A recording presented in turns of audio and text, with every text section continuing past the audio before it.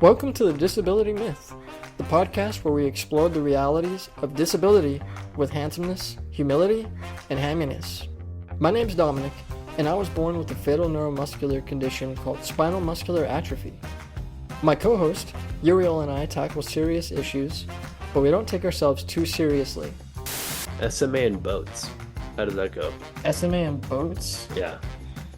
I mean, you think about it, boats are just not as wheelie wheelchairs. We're here to share stories, break down barriers, and remind everyone that we're not so different. So hit subscribe and let's shed light on some myths.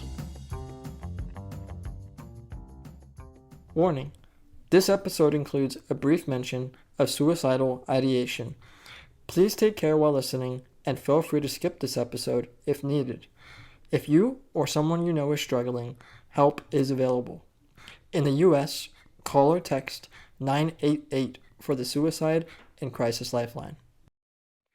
Hello. Hi. Well, hello there, and welcome back to another season of the Disability Myth. Yeah. With You excited? yeah, You with have the honors. with Dominic Trevathan. Hi. And me, Uriel Ruelas, Wait a minute. your handsome, humble, and hammy hosts. And today we have a very new friend on the show, one who I kind of made through editing on the radio program Pushing Limits. Her name is Theresa Rogers, and she lives with a multitude of disabilities or conditions. They include Epstein-Barr Virus, chronic fatigue syndrome, And motherfucker gene mutation. Yes, that's right. Oh, you heard that? Well, okay.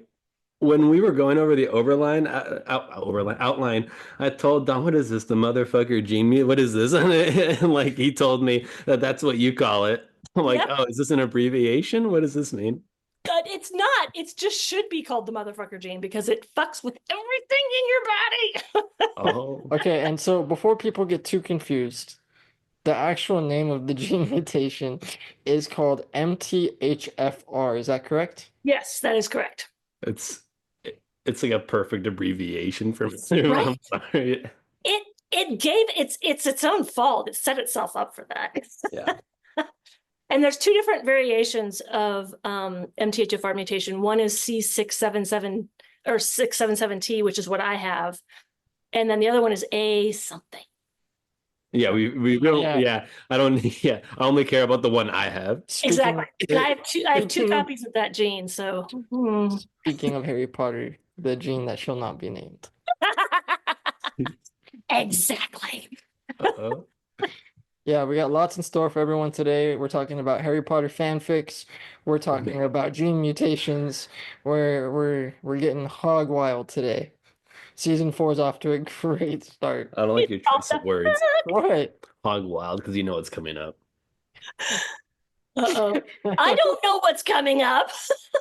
He's gonna give me crap for a word change that's coming up in this question. I mean, okay, icebreakers right off the bat, fan favorite. Uriel, take it away. Dude, I used to start off with like a wizard at gunpoint, but then I realized that affects the way people answer the question. And it's just like, oh, I want to be a barbed wire hot dog. Oh. And then I took the wizard part out of it. Oh. You're going to be turned into a hot dog. You get to pick your bun and wiener meat. Shut up. Condiments and toppings. Yeah. Well, now that somebody had said razor wire, so do I be political here? Do I be writerly here? That's a very good question. Now I don't know how to answer this. I mean, there's one. Oh God, no, I'm not going to go political. It's just too much. Some people get nostalgic, like, I want to be a Coney Island hot dog. Oh, Like my childhood. I've never had one of those. I don't know even what that tastes like. Well, I would definitely have to have a gluten-free bun because one of the things that MTHFR has gifted me is a newfound, well, 10 or 15 years ago, inability to eat wheat. So the bun would definitely have to be gluten-free. And that's like the holy grail because they only offer gluten-free buns in the stores, like from July 1st to July 1st when they close. So it's really hard to like find them. In terms of meat, what wiener I want? I want the wiener that I ate before I knew what hot dogs were made of. Oh, before the nitrates. Well, they're always there, but before you knew what it was. Before I knew what meat was in it, before I knew all the extra stuff that was in it, when I still thought it was just like a hot dog. That's the hot dog I want. That's the hot dog I want. Could say the same about chicken nuggets from McDonald's. Totally. Yeah. Totally. I want the innocent hot dog. Yeah. It shattered my heart because like they're shaped like dinosaurs and so innocent. Right? Oh my God. And in terms of toppings, well, my innocent hot dog, I loved to have ketchup on it, and that was it, because it was like the perfect sort of sweet balance to like the salty hot dog and then sort of the neutral bun. So I'm going full innocence hot dog here. Oh, Innocence I dog. like it. Innocence dog. Nice. Okay, well, I will follow that question up with a very less exciting question. No, this is just as exciting. I wanted to ask this question so bad. Well, No. Like it's like I wanted to see how a writer would respond to like such a question like this. Let me take it away. yeah, that's a good point. I don't know if we like formally said that Teresa here is a very accomplished writer in the intro. That seems important to mention. So there's that. And yeah, so our question is, if you had a time machine, would you choose to go back in time or go into the future? God, I've thought about this so much. Told you. It's so hard. I'm so predictable. It's really hard to decide because on the one hand, I would love to go forward in future to make sure that my son is okay, like to just check in and help him out if he needs help, if I'm like dead or something. Now on the other hand, there are certain time periods in history that I've always wanted to visit. Like medieval England or Renaissance Italy or stuff like that. Like I would just really like to know what it was like to, and not like the rich people, whatever, we know enough about them. They have all the glory. But just like, what was it like to be a normal person? Celtic England, before the Roman invasion. What was that like? Who was there? What was it like to be 10,000 years ago to be human? Like what kind of experience did you have whether it be here, Native Americans here or, people in Europe or people in Africa or whatever, like what kind of communication was possible? What sort of like how often did you meet people? Did you ever meet people? I mean, there's like not many people on the earth at that point, Not to mention like the lack of communication methods. Yeah. Yes. I would also, and this is funny because this sort of gives a hint into my fascination with natural disaster. Would love to go back to the year 536. Do you guys know what 536 is? Hold up. Pompeii. No, that's 79 AD. You're not even Close. close. Do you know what 536 is? I don't. Jesus Christ. No, that's the first one. That'd be the first. Yeah, That's when he came back? maybe. This is 536 AD. It was one of the biggest volcanic explosions in history, and it literally they call it the worst time to be alive. Like the next 3 years, so many people died, and the crops failed, and just it was like a complete and utter shutout of like the sun and stuff like that. What was that like? What was happening then? How do you deal? They didn't know, like, except for the people who were near the volcano. Well, they were probably dead. How do you, like, they didn't know what happened. Suddenly the sky went black. I mean, wouldn't you think it was the end of the world? Yeah. Yeah. Well, it's like a lot of anthropological like questions, because I was taking anthropology courses and like, that's kind of like what we talk about, but it's kind of like boring, not like all speculation, just kind of based off of research and information that this is, it's like they may have done this. It's a lot of that, a lot of A lot of I want to go speculation. back there. I'm like, well, what Yeah. did they do? Can't you just Right. tell me? Or like, they found all those little spherical, like they're made up of like octagons or something. They have little sticky out. Oh, it's like the Scottish Welsh like balls. Like, Yes. What the hell yeah. are those? I want to go back and ask them, what the So hell is this? And they're I was looking at an article or like a master program recipient's dissertation or whatever, and he thinks that those balls, they're so uniform in the way they're shaped, yes. they may have been used as a ancient style of ball bearing. Hmm. Like they would use like wood. Interesting. How do you word it? Like a wood Wood. channel? So, shoot, like a shoot? Like yeah, like a wood chute. And then they would put these in there, and then they would just like put heavy stuff over it. But it's kind of like it's just a theory. It Wouldn't in round practice it your works. as In opposed to, practice it does work. oh, really? Yeah.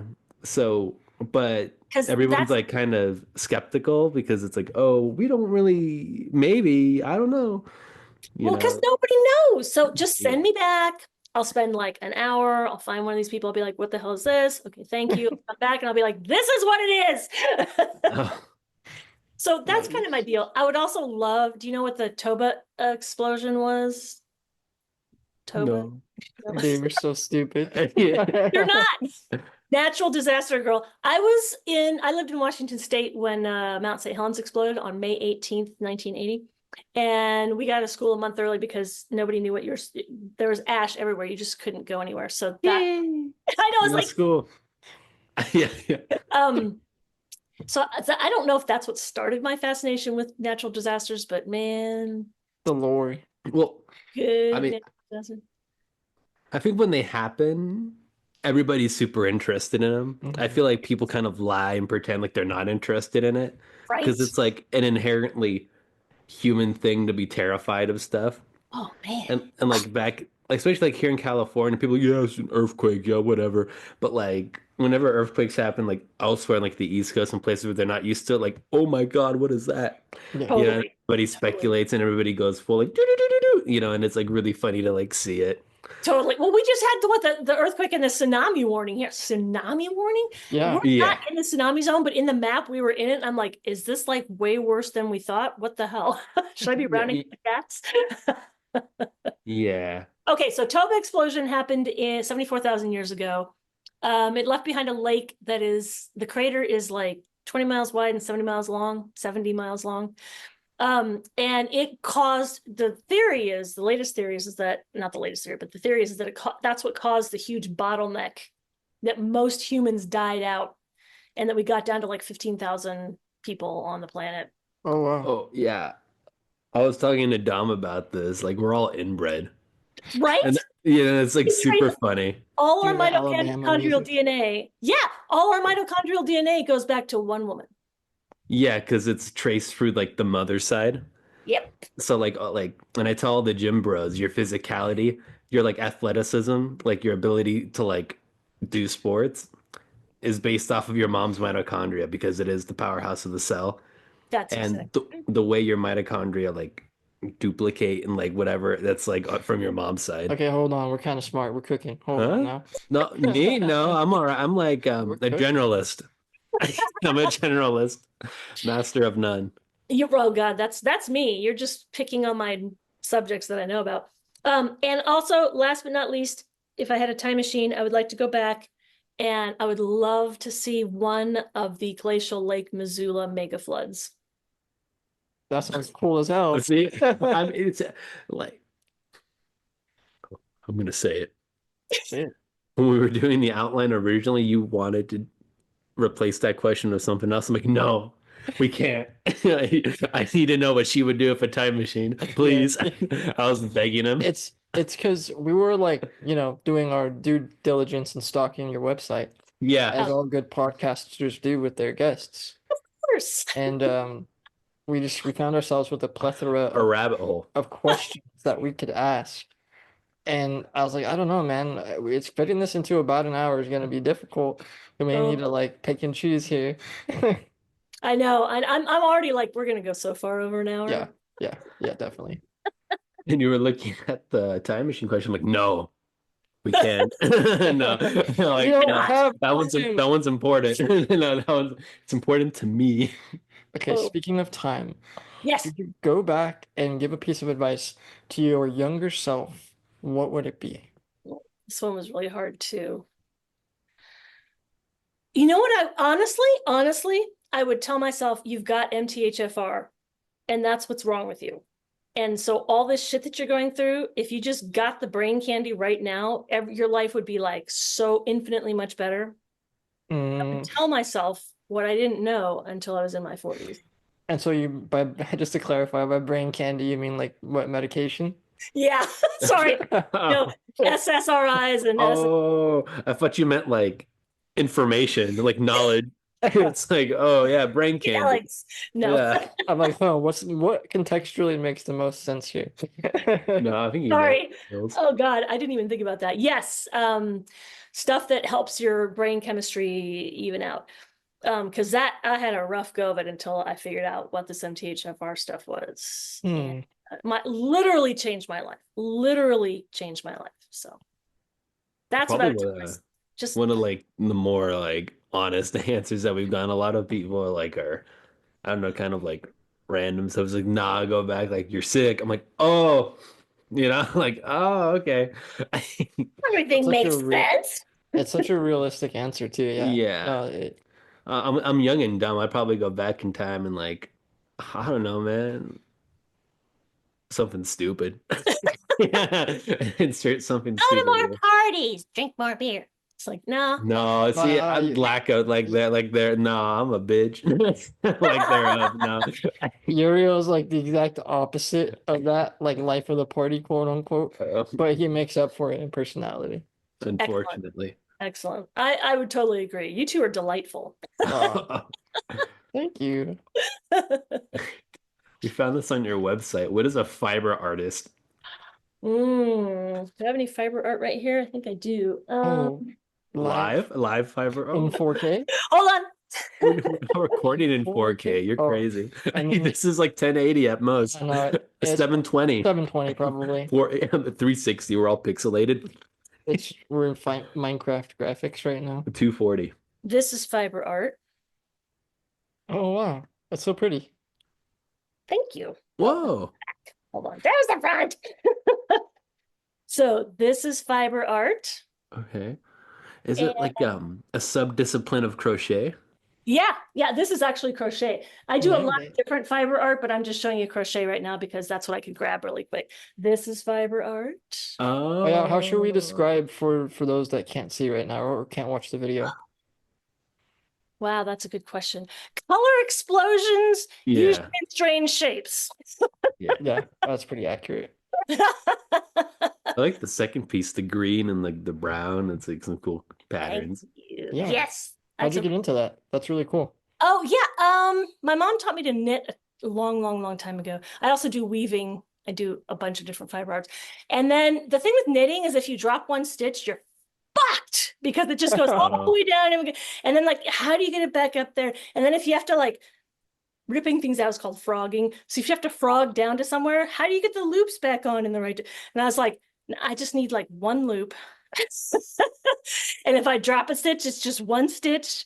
So that's Isn't the first loop or the first thing the most important part? Because that's the base of what everything else is going to be built around. yeah, Or am I yeah. thinking of felting? Or I don't know what I'm thinking about. Something You're thinking about all crochet. art. All art is Oh, that's the case. oh, Art that's in general is. oh, Now no one will start art. Oh my God, the first step is the most important. No, none of my pieces ever turn out the way I originally envisioned them. I feel like that's again like a universality of art, right? Yep. Yeah, it should be. No, you'd be surprised how many people feel wedded, locked into their original vision. Mm-hmm. to sometimes the detriment of their art, but definitely to the detriment of their mental health. Sometimes you want to make the decision not to vary, and sometimes you have to make the decision to vary. And I think the only rule of art would be, don't kill your soul. Yeah, that's what somebody told me. I've done everything. It was an acting coach or an acting teacher. And he said, when it comes to art, there's going to be this little feeling inside of you that's kind of telling you what the right thing is. And you Yes. have to do that and you have to make the bold decision.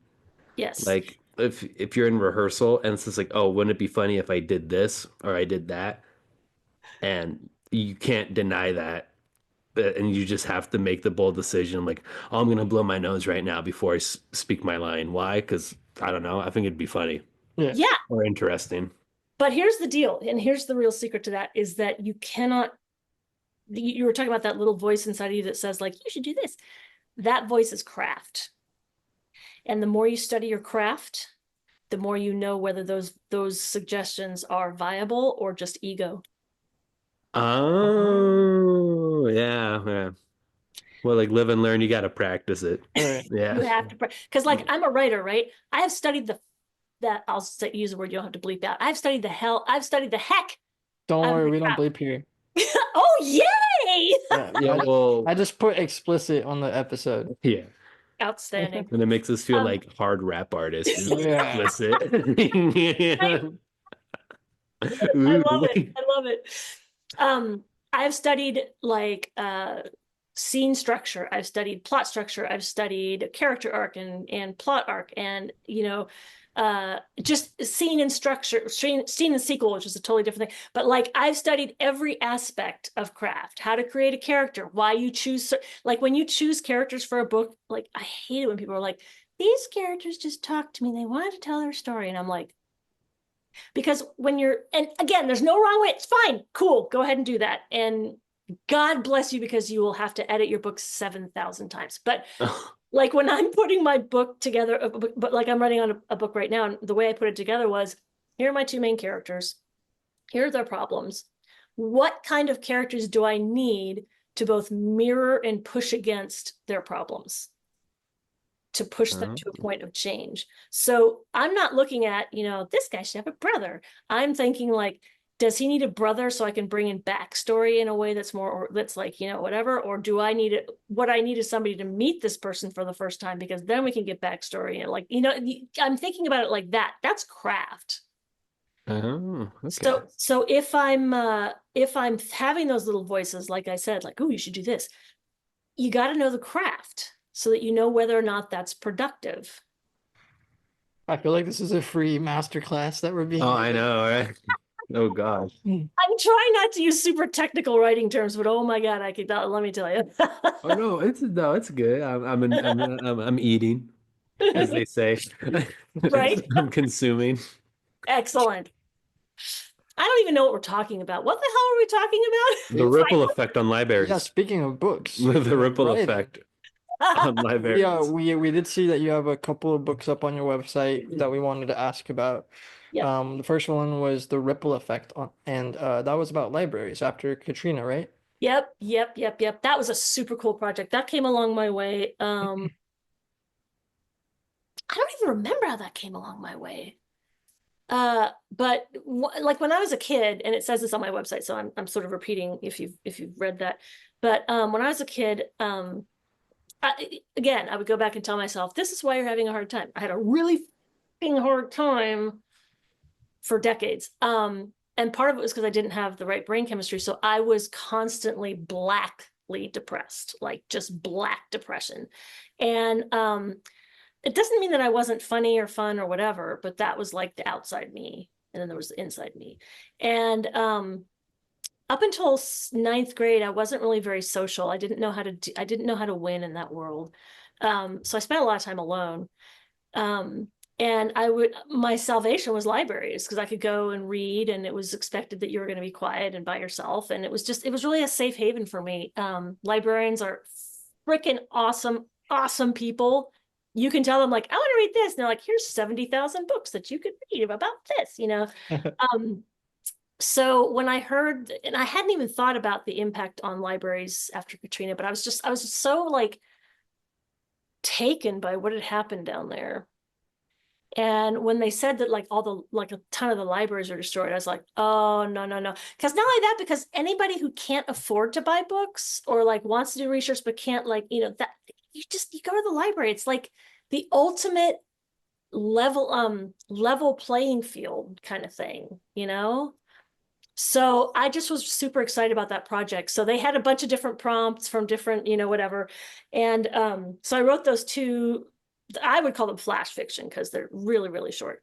And I submitted them and I'm like, and they took both of them. And not only that, but both of them got illustrated. Like somebody read my work and like put illustrations. And I was like, oh my God, I cannot tell you how much your heart explodes the first time you see someone's interpretation of what you wrote. It is a beautiful moment. It's really incredible. And so I'm really proud to have supported that project in that way. Yeah. That's so cool. Yeah, so yeah, well, yeah, because the leveling field aspect, I never really thought about it because like we often forget that a Yeah. couple decades ago, not everybody had internet. Yeah. Like that was me. I'd have to go to the library to print Yep. stuff, Yep. and Yep. in some areas, communities, that may still be the case, Yeah. which is why it's Absolutely. very important to keep these public services around. Yeah, well, so to me it was like it was a safe haven for anybody who needed that, which I think is vitally important in our Yeah. culture. And it's also uh the place where you can learn about anything you want. And you don't have to, there's no like price for admission. It's kind of like that's why I like Khan Academy too online.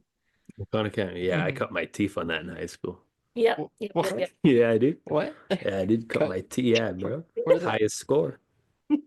Cut your So, teeth. but Yeah, I so did. that was an anthology. Ripple Effect was an anthology. And so, you know, there's a bunch of other people in it too. So, but that just that project had a really warm place in my heart.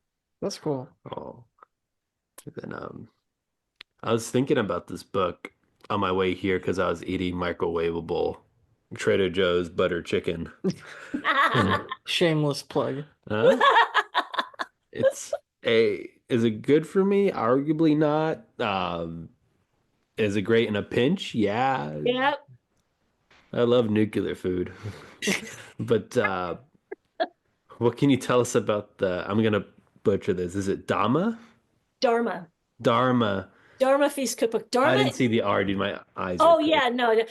Dharma is the word that Buddhists use to talk about like the teaching. Like what did Buddha say? What is, you know, the modern like, you know, take on it? What have people written about that? It's like kind of like talking about like if you watch The Mandalorian, this is the way. Yes. Oh, okay. So Dharma is kind of like that. It's like the body of teaching that exists in Buddhism, and you can use it like, you know, anywhere else too if you're like an omnivore like I am, in terms of sacred traditions. Not culturally appropriated, please don't come at me. Oh, Dharma Feast came from a single moment in my life. I had just had my son.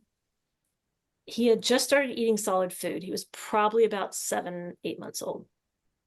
I was rushing about as young moms do with too many things to do and not enough time. So I went through In-N-Out, got a burger. This is when I could still eat wheat.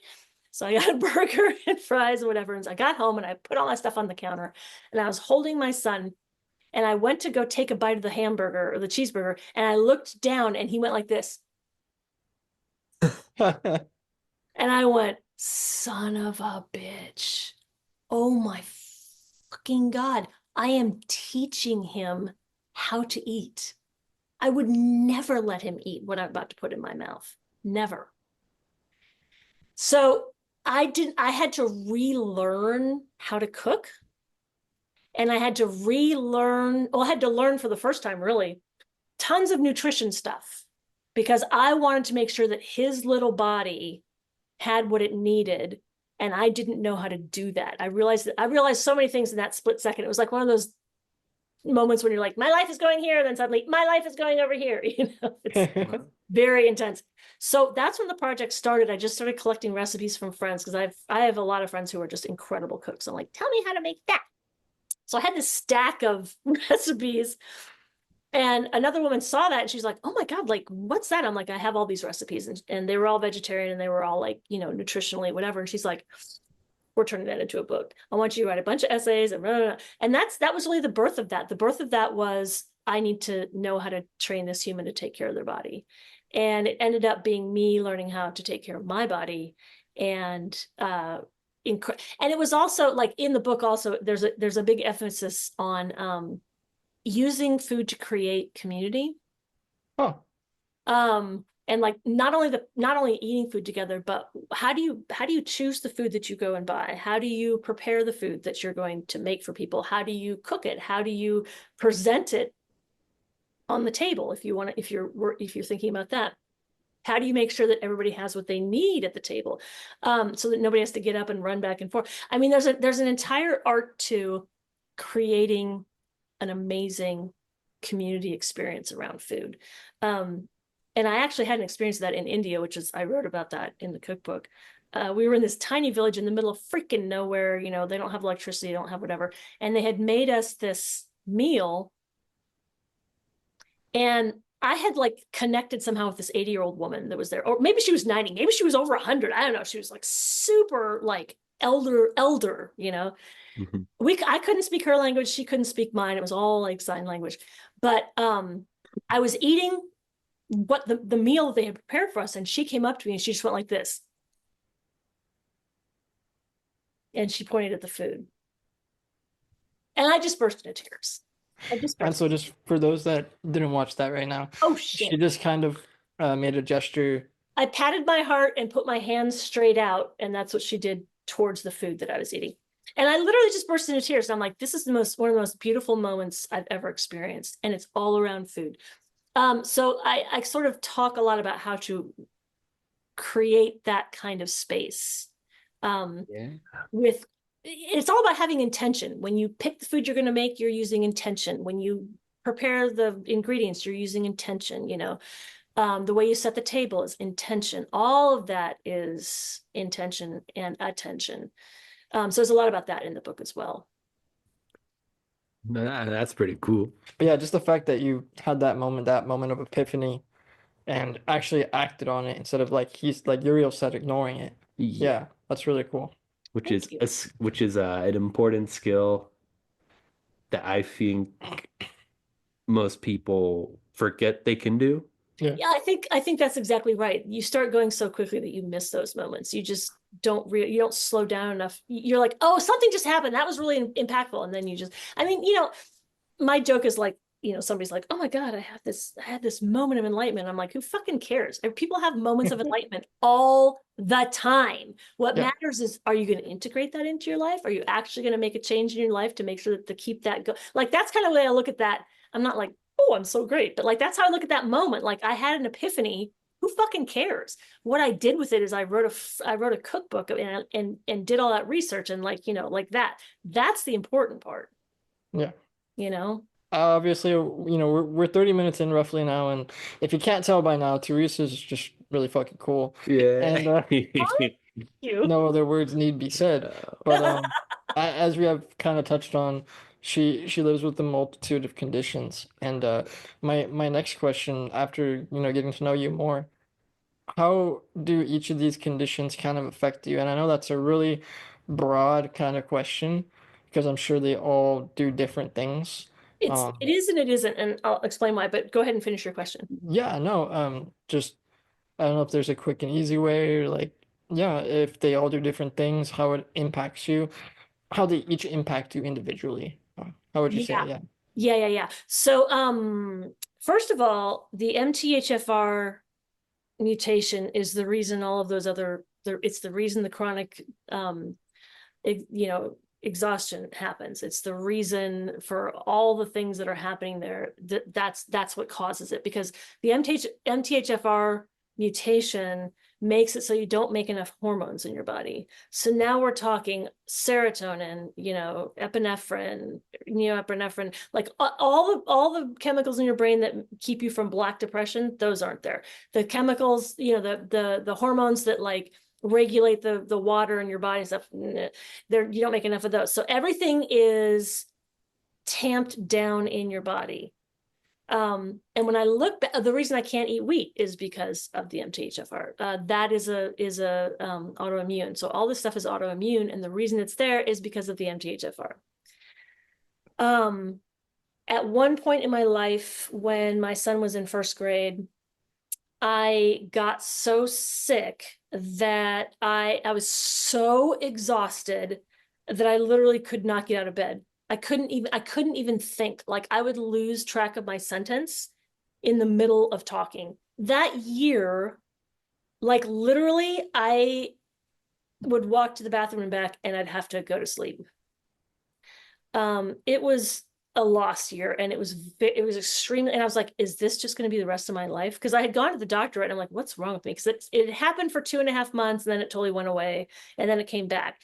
And doctors.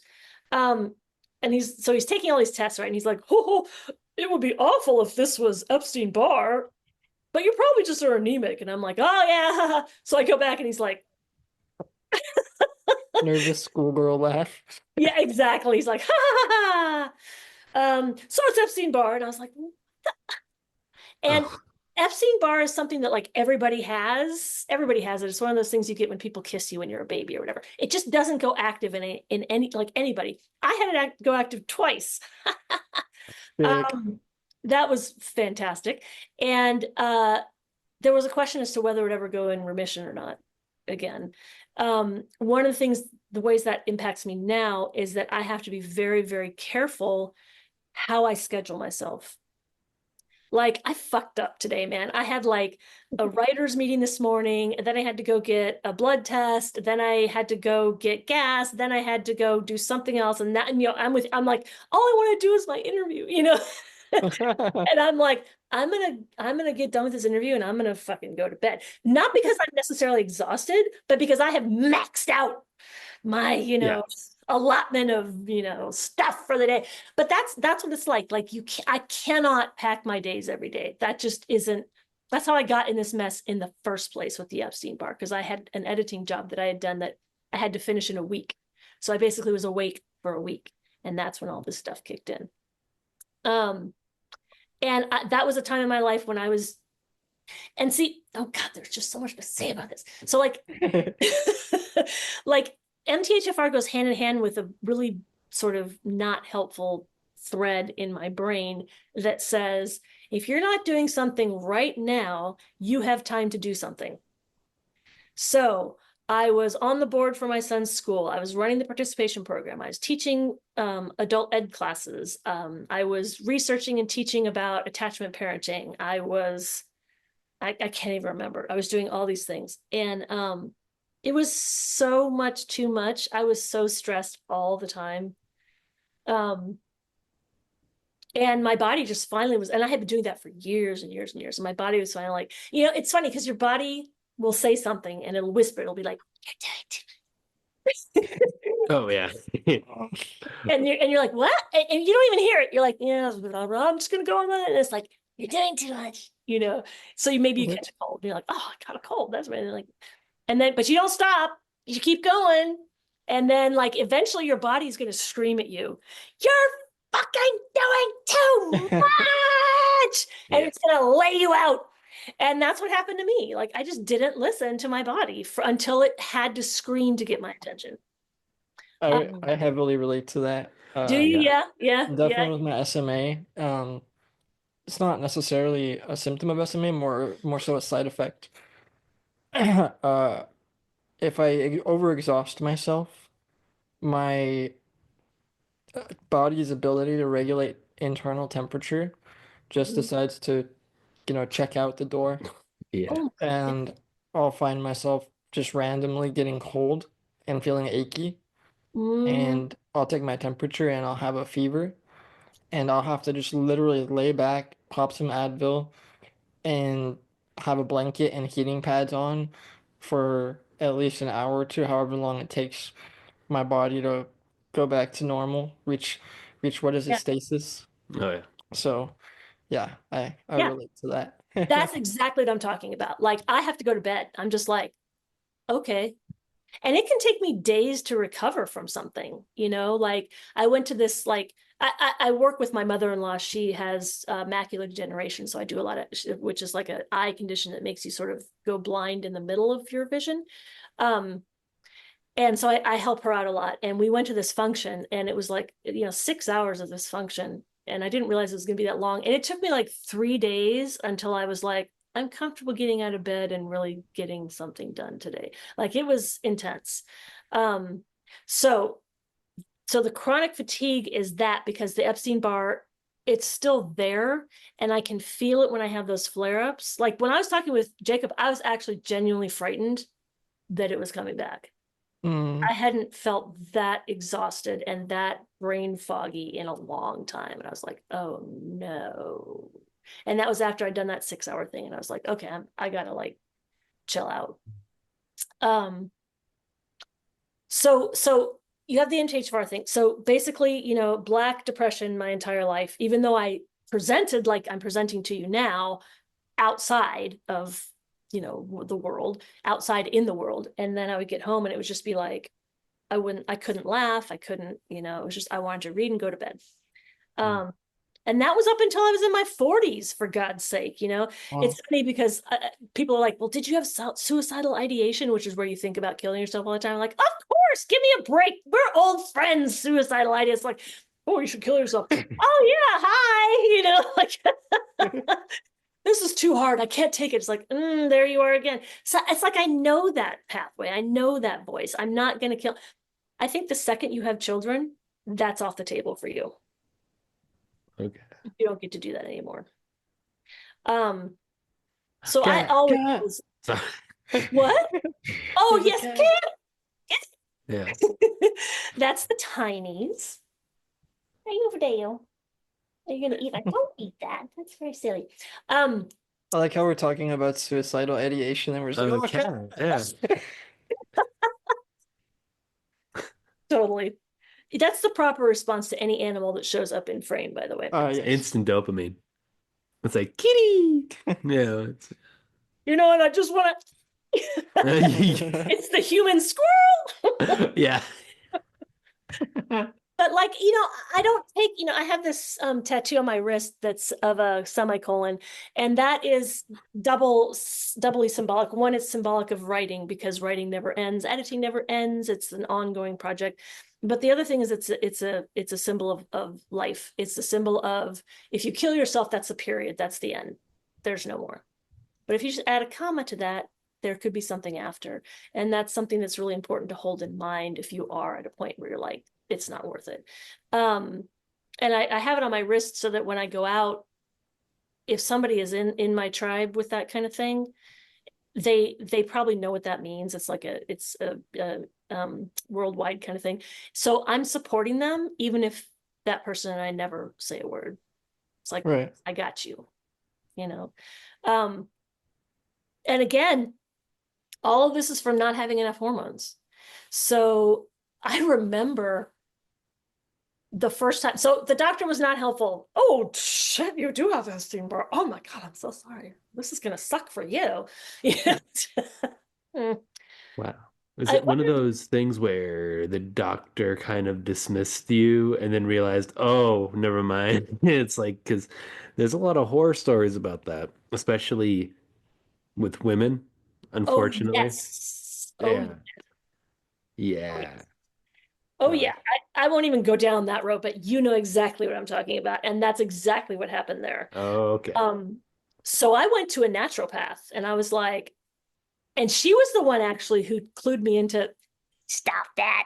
Sorry, cat moment. She's the one who clued me into MTHFR. She was like, that, because I was telling her all my stuff. She's like, that all sounds like MTHFR. And that's when I started researching and doing, because with MTHFR, you have to do a lot of your own research, because It's not, maybe it's mainstream now. I don't know. The way I had to be gluten free, and now you can gluten free anything. Yeah. But you really have to do a lot of your own research because it's not like a mainstream kind of thing. Um, so she was the one who turned me on to the fact that that was what I probably had. And she was the first one who said, okay, you want to take this supplement, you want to take this supplement. I highly recommend that you go on you're happy the brain candy, which is the SSRI and the SNRI, and let's just get all that together, and we'll figure out what's next. So I'm like, okay. So I went to my doctor and I'm like, I want to be on an SSRI and SN, and he's like, okay, great. Well, that doctor was excellent. He was like, well, there are three different classes of that, and which one do you want? And here are all the side effects. And then so I started. Oh God damn! Like I feel like I want to cry. Like within a month of starting to take those pills, I was literally sitting in a cafe looking at the people there and going, is this how everybody feels? Is this like what other people, is this like a normal feeling? Like, is this how you feel if you're not gonna kill yourself every second? Like, I wanted to be like, take people and go, do you feel like really happy and good? Which of course would immediately kill any happy and good they felt. But like, I couldn't believe it. Like, I went into my doctor and I was just like, and I asked him, like, is this how everybody else, like, is this normal? And he was just like, I love this moment because he had this moment with a 70-year-old woman who hadn't figured out her stuff until she was in her 70s. And she was the same way. She's like, I cannot believe the difference in my life. And it is like night and day between before I knew about MTHFR and after, when I figured out what supplements and stuff I needed. Um, I It's the difference between being completely underwater all the time Hmm. and being able to sit on a chair on a beach and look at the water. That's what. Right. And that's the difference between, oh my God, I just want to die. Like I can't go to school tomorrow. Like, I'm in elementary school. I can't do it. And oh, I'm feeling that way. And I hear that voice now. And I can, okay, so I'm stressed out. I'm triggered about something. So what is that? That ability to have that enough distance to see that mental process, that's the gift of the brain candy. Hallelujah, brain candy. Yeah, it's just like Brain. we're lost for words. It's kind of like, man, Honestly, yeah, gamer jargon, brain candy W. yeah, wow. And I think it is a very important message to get out there, especially for people that are feeling like this. Oh my God, That please, please get your stuff checked, because if yeah, it could just, and I'm not saying it's just, but it could just be a brain chemistry issue, you know? yeah, yeah, like I I mean, told and I have complex PTSD and I have a bunch of other stuff. There's a bunch of other stuff mixed up in it, but that difference alone made it so I was able to deal with literally everything else. yeah, well, I was telling Dom this because like I failed like nursing stuff. Or you took one anatomy class, bro. Yeah, I Calm down. sucked at it, dude. I was terrible at it. But the professor was really good and he like did a great job at like taking a hammer and nailing it into us that humans are insanely complicated and it's all everything in your body, it's all chemical reactions. Yep. Like you're just this meat sack that's doing hormones and like millions of chemical reactions every second. Every time you like move your muscle like that, your cells are like exploding and like Yep. producing it. It's like everything is just that. hundred And percent. I'm like, oh gosh, you know, And you're kind of like, and it's like, no, that's absolutely it. That's and Yeah. absolutely it. it's kind of like a crazy, like a wild like concept, like wrap your brain around where it's there's a lot of like pseudo intellectual like medicine and like stuff like that and like a lot of like the health industry is very predacious where they Oh, where they oh, try where they try to like prescribe you like a magic cure or whatever but the oh, reality you is mean like putting an ad on television saying like, yeah, when the reality it's like how it's crazy. It's wild. I was telling My son, Dom, I went down that rabbit hole. I'm like, oh my gosh. And it's like, oh no. my It's son like, has a joke that he would like walk into the doctor's office and go, I'm not a doctor, but I watch a lot of TV. And I think this drug, it's like, yeah, oh, what? Advertising at its finest. But the thing is that it is as simple as that. It is as simple as we are a chemical machine. yeah, When the chemicals are out of balance, the machine doesn't work. yeah. Oh gosh. And So then so we've kind of talked about the more tangible aspects of living with the conditions that you live with. And this was a focus of the program that Jacob did uh, on you for pushing limits, and that is the fact that these are all seemingly invisible disabilities that you live with. So my question after knowing all this is, and you kind of touched on it earlier, but when you go through resurgences of Epstein-Barr, when you were dealing with the MTHFR, the way that made you feel, like how do you navigate social situations where, people are just unaware of Mm-hmm. everything going on?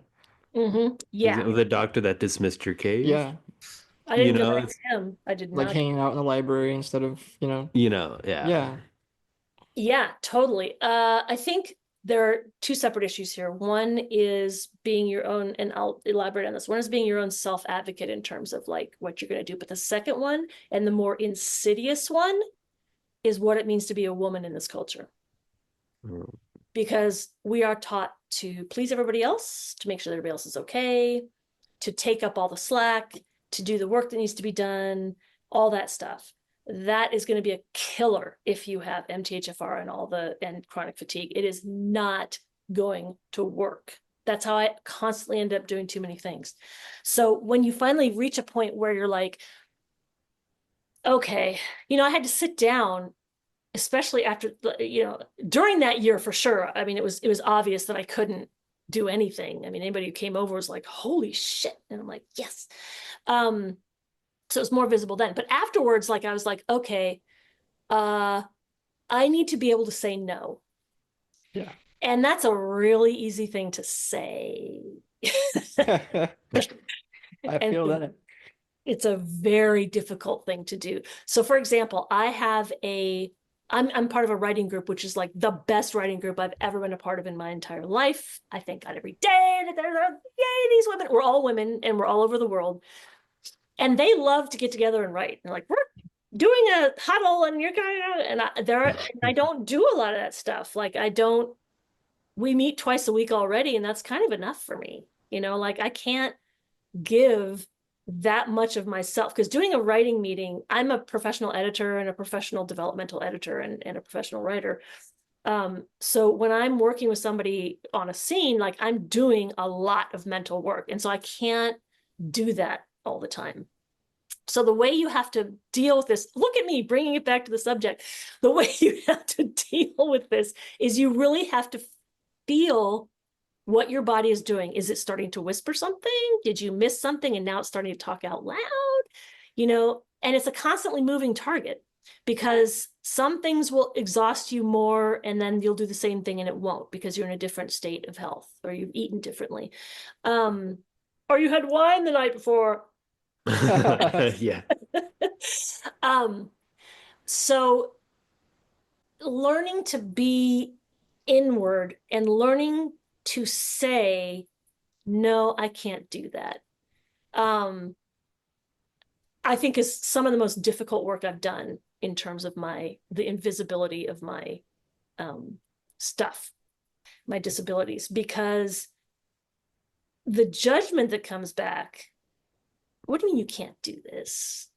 Like, here's a perfect example. And I'm my own freaking worst enemy sometimes. Like, we went to my mother-in-law's very involved with service clubs. So they were doing a fundraising dinner. So we got to the fundraising dinner early, and that was when I was going through that relapse when I had talked to Jacob. And I told her, I'm like, I'm not going to be able to do anything to help. She's like, no, just sit down, because she knew what I had been through.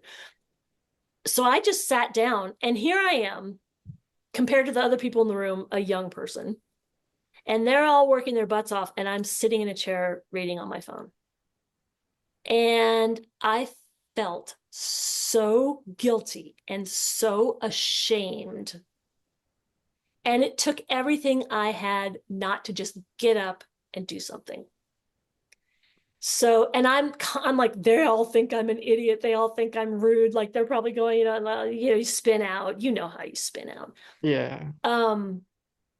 And because of the brain candy and the space I have from that particular, black hole, I could see it. I was like, all right, you feel this way. Some people may be feeling that way. Who knows? Who cares? Who cares what they think? You know what you need to do for yourself. So, you had these sort of conflicting voices in your head, these two streams that are going along. And, like tonight, or sorry, not tonight. God, when was it? It was this week. What day is it? God. I forget too. Friday, Friday, I yeah. think. Yeah, the 6th, I Friday. believe. I was right. It's Friday. I was supposed to have dinner with somebody like earlier this week, I think Tuesday night. And I just called and I was like, look, I can't, And fortunately, she knows about my stuff. And she's really funny because she has all this, like, she and I always laugh about like overextending ourselves socially, meaning we did one thing during the week. So I mean, it's very relatable, especially with my friends and the people I talk to. It's a lot more common than like people. It's like, yeah, I went out today. Yeah, right. It's like, Don't call me for 3 days. Right? Totally. I think there are so many more introverts in this world than there are extroverts, but this world is built for extroverts.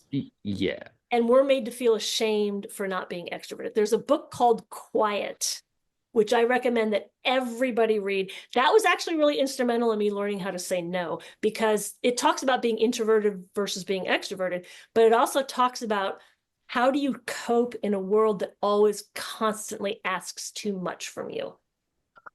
And I was able to translate. I'm like, yeah, that's true. Yeah. Yeah. And so social things are a day-to-day decision. Like I can say, oh yeah, I want to go to that, and then the day of I'm like, yeah, do that. And people get upset sometimes, and I'm okay with that. So, I mean, thank you for sharing, because I feel like both you and I, we've been in the situation. Well, I know I have. It's very relatable. Yeah. I know that it's like this thing where I like hanging out with people, but it's always I'm saying no, but in like the most like windy way possible. Yeah. Where it's gonna, well, something might come up, it's just like, and it's like I find it very relatable. It's not that I like you, and I'm doing my best to like not offend them. Well, this is like that's the thing. That's the thing. There's exactly, because there's like this line. There's a different. I'm not going to sit there and say, I'm sorry, I'm not going to come to dinner because I'm not only exhausted, but I'm completely depleted emotionally, and I don't have or am I going to, because I have this thing called MTHFR, and it manifests as chronic depression, if you got to explain that every time you get invited to dinner. I was talking to someone today that was kind of doing that with me, and I told him, bro, just be honest. Yeah, I'm not gonna get butthurt. I prefer it like, I'm a hypocrite because I prefer it when people just tell me like, yeah, I got this. I feel like shit. I'm like, all right, next time then. Yeah. It's just like straight to the point. I have this great friend, and she and I we see each other like once a month. We're like, this is awesome, this is perfect, and like we see each other once a month, and then like when that day comes, she and I a lot of times we're like reschedule, and we're just like, yeah, great, next Friday. Like both of us know we're just like, yeah, fuck that, man. Like it's not happening today. Excellent, got it. But like the world expects you. Like, well, that's the other thing. You committed. You said you would do this. Yeah. So, and that's still somewhat challenging, because I'll be like, I said I could do this. That means I have to do it. And that's a lie. That's a lie. That's a lie. Oh yeah. Let's see. This is why I love writers, man. Straight to the point, very honest. It's a perspective that it's reassuring, because it's like I'm not crazy. No, you're not. You know what I mean? Or it's like a hypocrite in the sense where I want people to be honest and direct with me, But it's just like, oh, well, like you can't hang out this week. I'm like, what? Right. It's like, But see, That's that's the like, problem is there's the spectrum between, and here's why I can't hang out. I'm gonna talk to you for 30 minutes about all my ailments. And the other yeah, side where it's like, no, I'm not going. And yeah. you're like, and I don't feel like the reason I don't think that saying just like, no, I'm not doing that. The reason I don't feel like that is an appropriate response to anything unless somebody's being a total asshole is because that's not respecting the humanity in the person that you're talking to. Hmm. yeah, which is I'm walking on Nobody, and I used eggshells to say no. yeah, I used to teach high school English, and I would tell my students constantly, nobody has the right to cause suffering for anyone else because we are all already suffering as much as we can handle. So if I'm rude to somebody because I don't want to do something, I'm putting my decision off and making them pay for it. So how do you find the fine line between, you know, I committed to doing this, I can't do it. How do I take responsibility for my own decision and my own suffering so that they're not paying for it? Oh, there's a little thumbs I up. didn't do Oh, anything. maybe it was me. I don't know, but I just had my hand chills. So, and Huh. that involves a lot of skill. I have to do it a lot because I'm too tired or I'm maxed out emotionally, which is also being too tired. Everything that I am boils down to being too tired. It's really difficult to deal with my egoic programming, which is pretty toxic, when I'm exhausted. I can't do it. It's And it's I think it's very important to highlight this stuff because I know for sure you feel this way, Dom, Mhm. even with a physical disability. Yeah, But like one could argue it's just like, oh well, obviously he's disabled, so like he gets the pass. It's like, oh, he can't make the thing. It's like right. whatever. So it's like this thing where, but like going back to like what you said, like being a woman in the society is pretty crazy because mm, my mom has Crohn's disease, and then sometimes like when I like encounter like young men out in the wild, like some of the things they say kind of it hurts a lot, where it's just like it's not her fault, and it's just like and like there's this really high expectation on women to do a lot of stuff, but then we criticize them when they can't meet this like weird social minimum that I guess this yeah. If a, patriarchal society has set up. Like, what if is a the man minimum? says, Like, "Oh, I changed my mind, I can't do it," they're like, "Oh, all right, next time." If a woman does that, we're unreliable. it's like, oh yeah, Yeah. women, am I right? It's like people Yep, like do that, and I'm like, oh, what do exactly. you mean? I like, and I find it kind of like painful because it's like, oh, that's a woman thing. Well, I do that too. So it's like, oh wait, Oopsies. well, Yeah, it's just like I wouldn't necessarily genderize it. I think I what we wouldn't either because yeah, it's just I a think what human thing. yeah, it's a human thing. Like I Yeah, think there are men that get stuck in that role as well. Like it happens. It's a traditional female role in our culture, but that doesn't mean that it doesn't happen to men too. You Yeah. know. Um, Right. so that's part of saying no is like, how do I take the weight of my own decision and not lay it on this person in front of me? How do I be yeah. sensible about this? How do I be an actual adult? I'm not an adult. All the adulting is like, faking. I'm faking till I make it. But like that's, it's like, I'm like I'm an adult for like an hour of the day when I have to like call people or like do insurance shenanigans or do whatever. Yeah. It's just like look at my bank statements, whatever. Then after that, like, okay, yeah, right? done. Yeah, Let's make cookies. Let's not do anything and enjoy it, Watch cartoons. yeah. It's like oh gosh, Yeah, Oh, so it's really like I think it's important. That's a skill. And again, like I was talking about the craft of writing, there's the craft of having an invisible disability. And there's nobody that can teach you that. There ain't a yeah. book. See, I There's wanted I wanted to piggyback off of what you had mentioned a yeah, few minutes ago. You had said something along the lines of people will see me, and I have a very visible disability, obviously. Like you see me and you're like, oh, that dude's messed up. that And wasn't my first thought, but that's my first thought. No. Uh, it's such a double standard, right? Where quote unquote I can get a pass for right, canceling on stuff like you were saying, yeah, but then what you're explaining, it's like gender aside, you don't get a pass either. Like, and that sucks. Exactly. Yeah. Yeah, I don't. And it's like if I am working on like when oh God, I had this autobiography project that I did, a ghostwriting project I did. And when I put the plan into the future, like how long is this going to take me? I deliberately, I mean, that was a project that was legit going to take a year or more. But when I like said, like proposed the project, like here's how long it's gonna take, and I said it's probably gonna take 2 years because I knew that there were times when I just would not be able to do anything. And I could not say, like, if I work 5 days a week, then it's gonna take this long. Like that the math of things you're gonna get done, there is no math for it. The math ain't mathin'. Yeah, Exactly. The yeah, math is mathless. yeah. You can't do it that way. You cannot do it that way. You can't say, like, it's going to take me exactly 8 hours to do this. Well, it probably isn't. And maybe it will, and you'll luck out. But I used to fall into that trap, and now I just like kind of do it, and then like once it's done, I'm like, oh, okay, it took that long. All right, right? Well, yeah, if I find if you overextend the deadline and then you come in under it, that's a win. yeah. Yeah. Well, I told Dominic, I'm like, sometimes I sit down and write like multiple pages. It's like, oh, I did that relatively quickly. Okay, pretty good. Like pat on the back, yeah, yeah. Yeah, good It's for like, me. Today was a good day. Man, yeah. all days are going to be good. Like there are days when I sit down to write and I'm just like, I need some tea, and now I need to leave the house. That's me when I do homework. You know that? Uriel, Yeah, Uriel, insert coffee instead of tea. yeah, Exactly. Whatever it Americano. is. yeah, or something. Yeah. Oh Yeah. gosh. So that's it's complicated to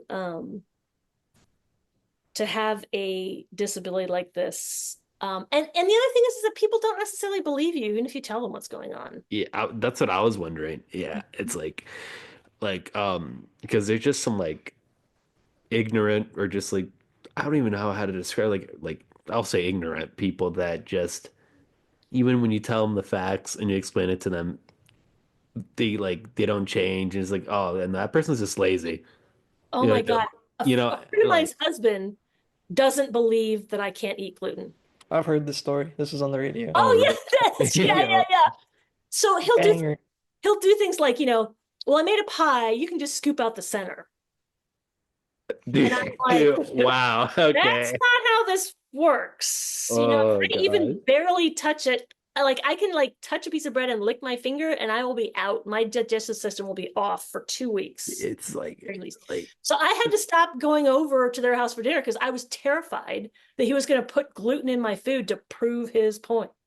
see, I don't I can't hang out with I'm people like raising two that. middle fingers. I'm raising two middle fingers. I Sorry, don't go ahead. I don't understand people that operate like that. They Yeah. always like scare the shit out of me. It's Right.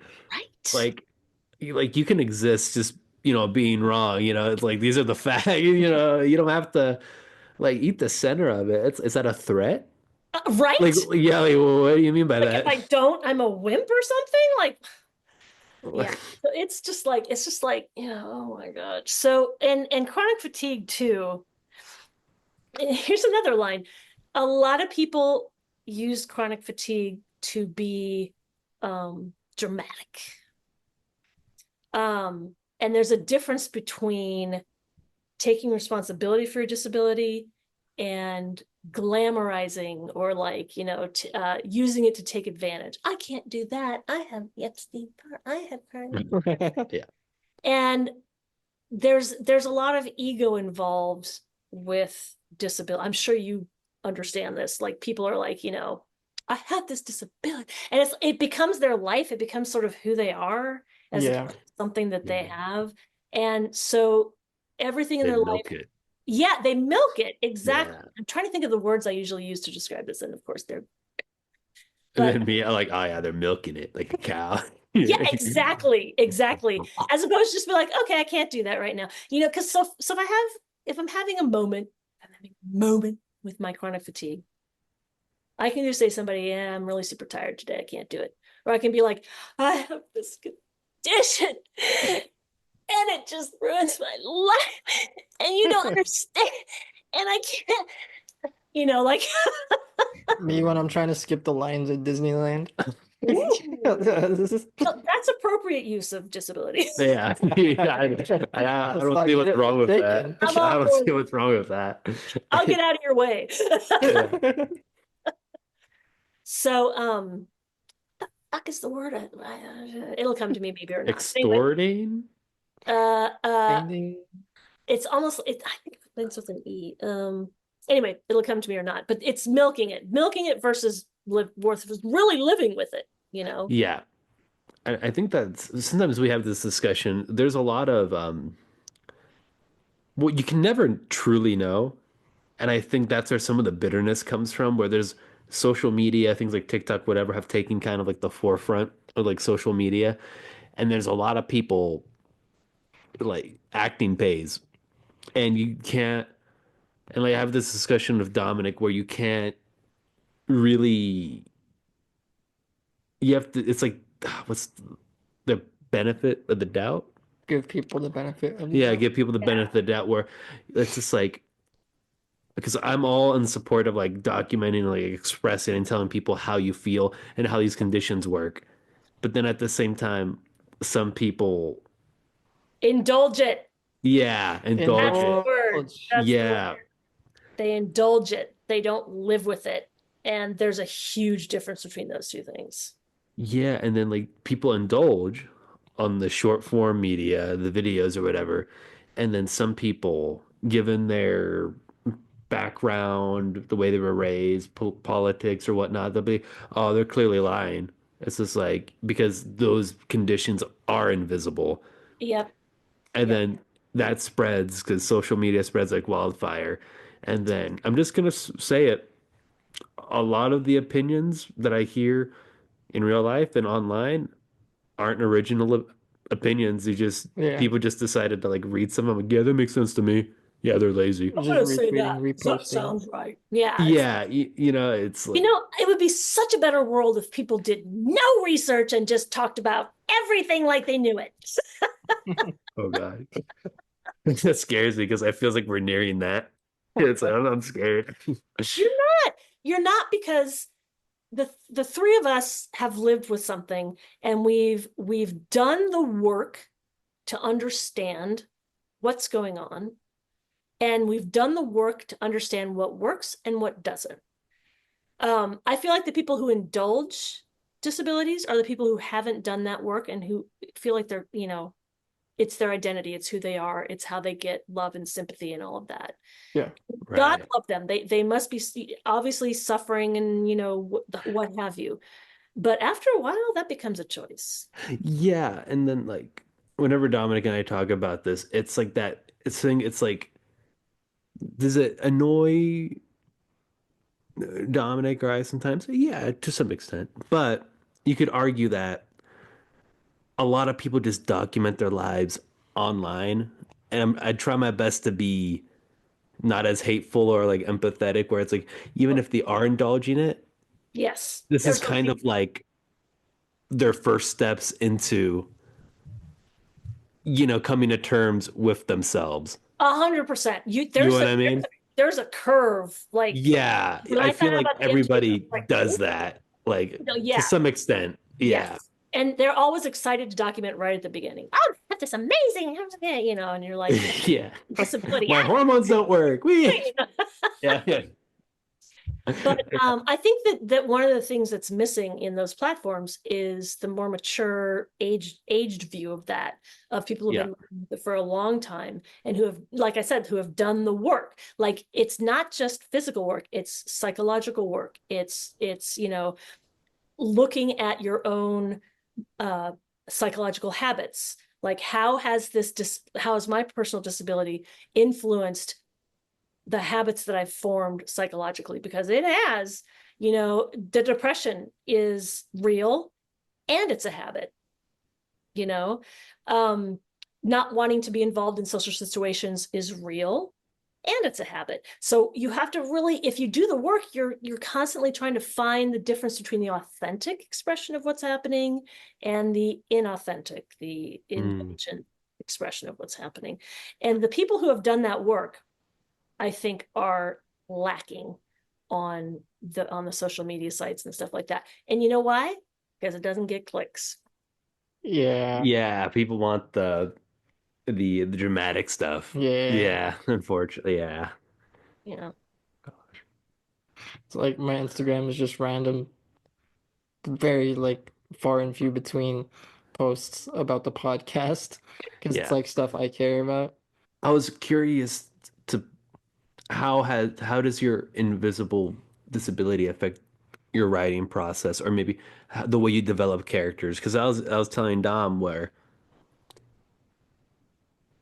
in or like writing can be like spontaneous and come from a lot of things, but like the way the author or the writer navigates life, the things they see, the things they experience, it all kind of subconsciously bleeds Oh, into the hell writing. yes. And I'd argue that's the footprint of like every writer because their experiences are different, this is that, and like the words they choose and the emotions they decide to like lean on is going to vary between Yep. artist or writer.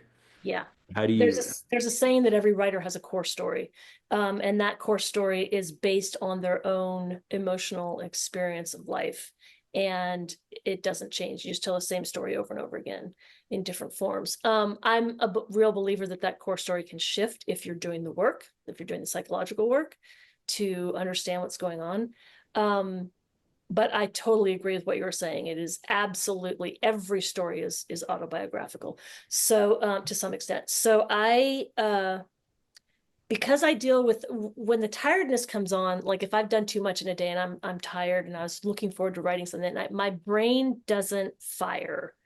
So like I said, I'll forget sentences halfway through talking, but and I just can't hold things in my brain. I can't write at that moment because my writing, because I plan it out and I'm like, have all these different threads that I'm pulling through and all that. I can't just sit and write a bunch of bullshit because I'm gonna have to rewrite the whole thing. And there's this thing, like you can't edit until there are words on the page. Yes, totally, totally, totally. But there's a difference between getting words on the page and completely wasting your time, So Yeah. so it really it impacts me that way.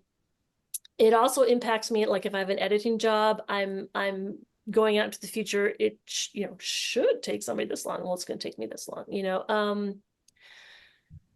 And just like on a day-to-day basis, the MTHFR lack of hormones that I went through for most of my life and the psychological patterns and habits that were formed from that are incredibly difficult to work with at the best of times and impossible to work with if I'm tired or too hungry or whatever. Like sleep is super important to me. So and that's why I say like MTHFR motherfucker is the umbrella under which everything else lives, because that's the original reason for everything. So it really impacts my artistic life in that one of the things that happens when I write a book is that I'll have like 50 threads that are going through the book, right? Like this person is having these 4 different tracks, arcs, and this person's having these 4 different arcs, and these people are impacting this way. And okay, now we're going to have this go. I have to remember this thread. It's very, very complex. And you get in a rhythm. Like if you're writing a lot, it's like those threads are right there to pick up. yeah.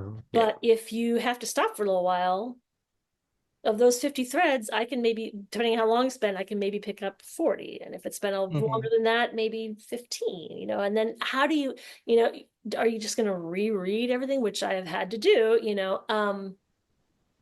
so it impacts my ability to have the complexity of writing that I want. I see. Yeah. And that's tough for me because this is my art. This is how I express. Like all my writing is about, hey man, you're in my tribe. You're not alone. I got you. It's a lot about mental health. It's I write romantic comedy, feminist romantic comedy. So you wouldn't necessarily think, but it's all about mental health. It is all about working with your demons. It's all about please don't do this alone. You know. Yeah. It's important. Yeah. Yeah. Right. See, yeah. See, I'm happy I asked that because it's like, yeah, it varies between like author and author, artist, and it's like It's like really because you can always because it's very reflective and you can always tell more or less where that author is mentally when they're Yes. reading said story. Yeah. Yep. One of my advantages is that I've been doing psychological work for over a decade. So I know a lot about my own, I know a lot about how psychology works. I know a lot about how trauma works. I know a lot about how those two things conjoin physically to manifest physically. I know a lot about the sort of the inner workings of psychology and physicality. So when I'm writing my books, I can write a character who's physically manifesting trauma and show people this. If this is happening to you, you have trauma in your body somewhere. Like this is what it looks Yeah. like. This is what it feels like. And that can make it tough to write because even though I'm writing romantic comedy, if I'm doing a moment where somebody's having a trauma issue, I have to feel it.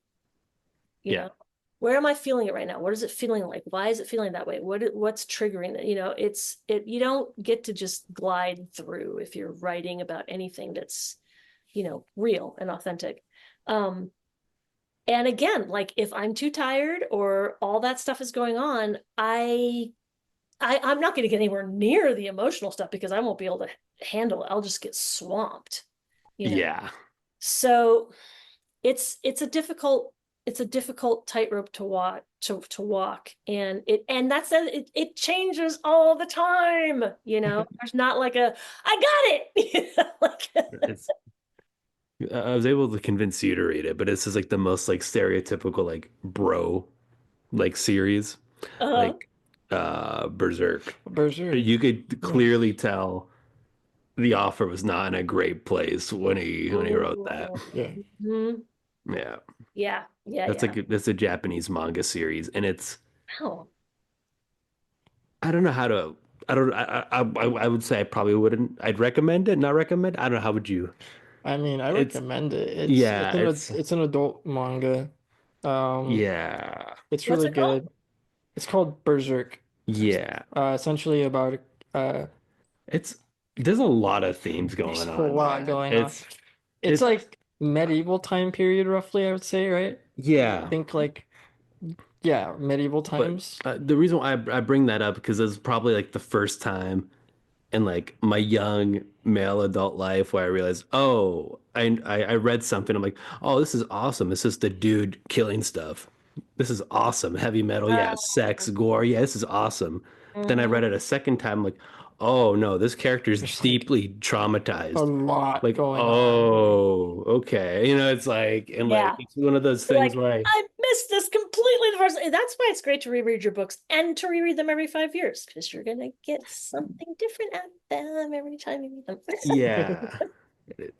Okay, I wrote that name down. I'm definitely interested in Heck that. yeah.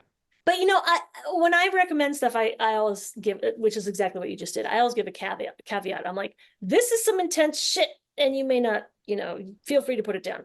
But like what you're describing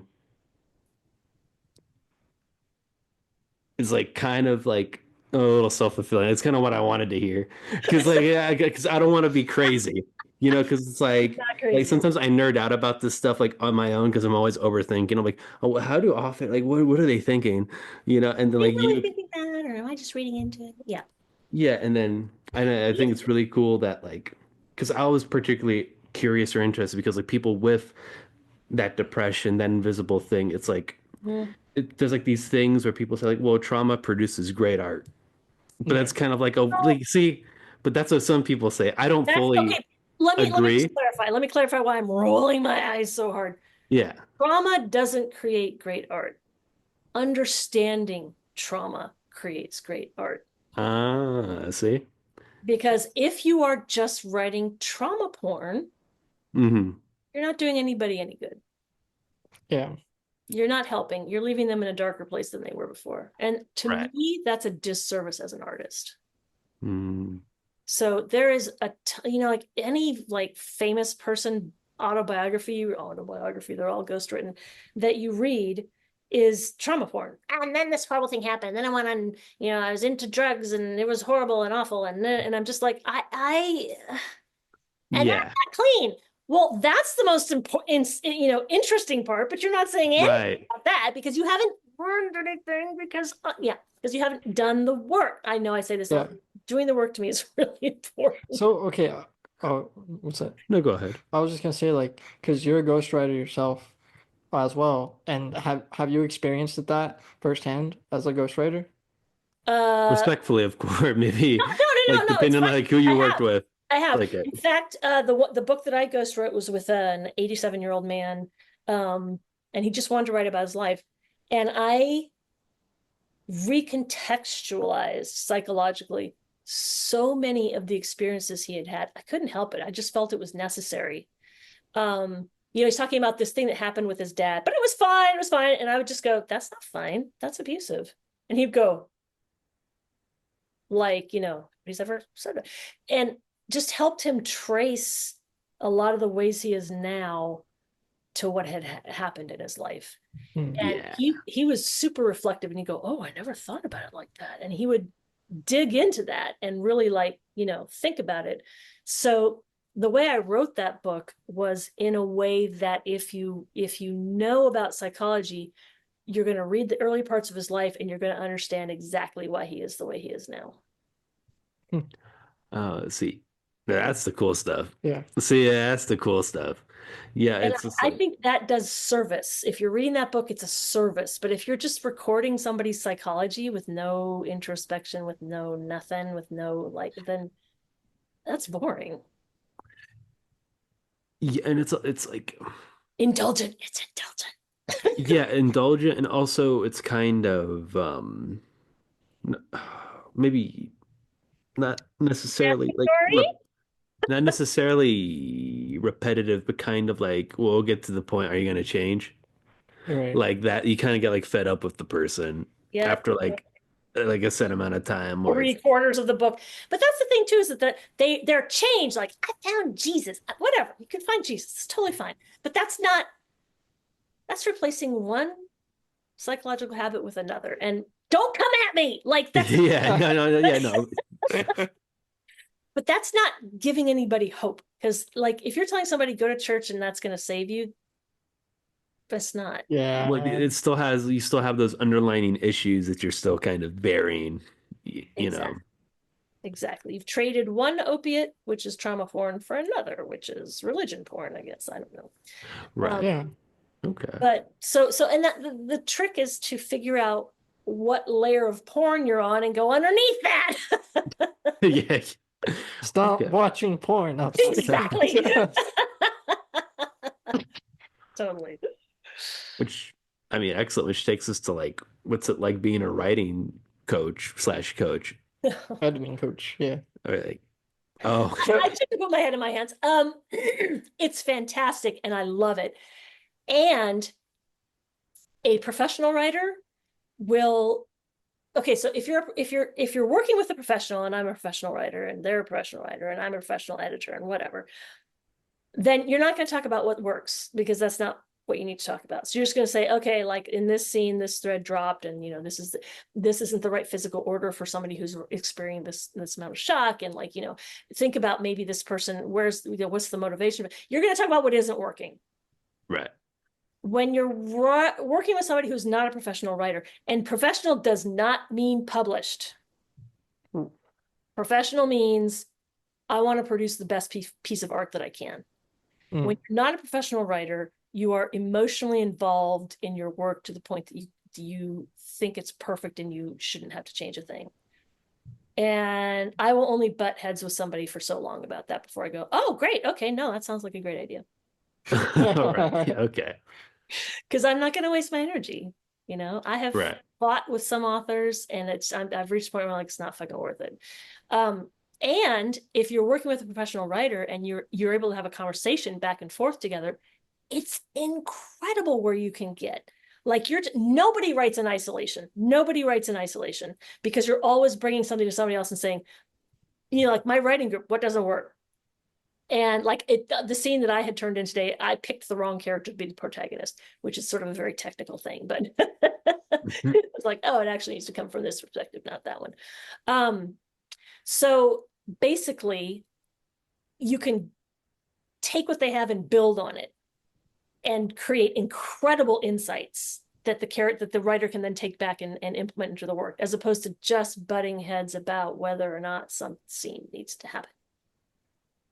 So Right. it's amazingly rewarding, and it's very, very difficult. And I have like stopped working with some people sometimes. I'm like, Mm. pretty times, and I'm not gonna work with you anymore, you know.